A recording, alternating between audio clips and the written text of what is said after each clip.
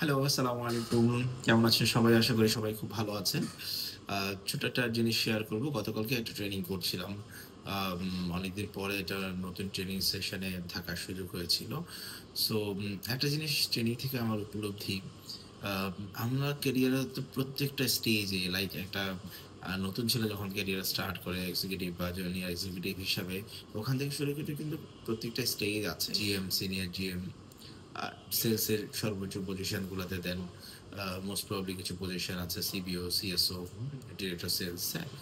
So বা executive director. তো কোম্পানিগুলো সেলসের প্রধানরা সর্বোচ্চ পর্যায়ে যখন যেয়ে থাকে, তো আমার কাছে মনে হয় সেলস এমন একটা জায়গা এবং এখানে প্রত্যেকটা ডেতে আপনাকে শিখতে হয়। You are in learning mode. আপনি প্রত্যেকটা সেলস কেসই আপনার জন্য ডিফারেন্ট এবং সেলস লিডারদেরকে এটা অনেক বেশি খেয়াল রাখতে হয়। লাইক আপনি নিজেকে সেলস করছেন, কাস্টমারের কাছে আপনার প্রোডাক্ট সেল করতে হচ্ছে।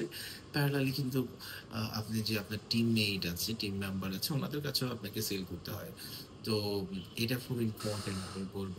আমরা যখন সিনিয়র হয়ে যাব, হ্যাঁ? তো আমাদেরকে আরো বেশি আ কেয়ারফুল হয়ে যাওয়া উচিত regarding hour body language, regarding our way of talking, regarding how we present ourselves in front of everyone. So আমি রিকোয়েস্ট করব, আমরা যারা সেলসে দীর্ঘদিন ধরে কাজ করি, যে স্পেশালি যাদের কেরিয়ার মিনিমাম ৫ বছর হয়ে গেছে, আমরা মোর কেয়ারফুল হয়ে যাই রিগার্ডিং আওয়ার ব্র্যান্ড ইমেজ এবং সেলফ ব্র্যান্ডিংটা অনেক বেশি ইম্পর্টেন্ট। সো আমরা যদি নিজস্ব ব্র্যান্ডিং এর প্রতি একটু গুরুত্ব দেই, সো সেলফ ব্র্যান্ডিংটা আসলে কিভাবে হবে? এটা শুধু আপনি খুব ভালো সেল করতে পারলেই আপনার সেলফ ব্র্যান্ডিং হয়ে যাবে, ঠিক তা না কিন্তু। So it's depends on your personality, how you care with your team and fellow colleagues. অনেকগুলা বিষয়ের উপর এবং কোম্পানিটাকে আপনি কিভাবে ওন করেন, সবকিছুর উপরে ডিপেন্ড করে কিন্তু আসলে আপনার পার্সোনাল ব্র্যান্ডিংটা হয়ে থাকে। সো আমি রিকোয়েস্ট করব, যারা আমরা একটু সিনিয়র লেভেলে কাজ করছি এখন, প্রত্যেকে এই জিনিসগুলোতে একটু গুরুত্ব দেই।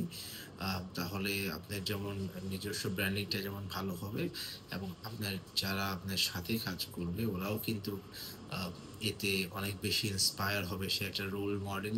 সে হয়তোবা ট্রেনিং বা বইতে পড়ে সে কল্পনার জগতে চিন্তা করতে পারে যে তার লিডার বা মেন্টর কেমন হবে। বাট যখন লাইভ এক্সাম্পল সে এভরিডে দেখবে, সে যখন দেখবে খুব পলিশ একটা মানুষ, খুব ওয়েল ম্যানার, সো ও মানে এরকম একটা মানুষের সাথে যখন সে কাজ করতে পারবে, এটাও কিন্তু তার জন্য ডেভেলপমেন্টের জন্য একটা কাজে দেবে।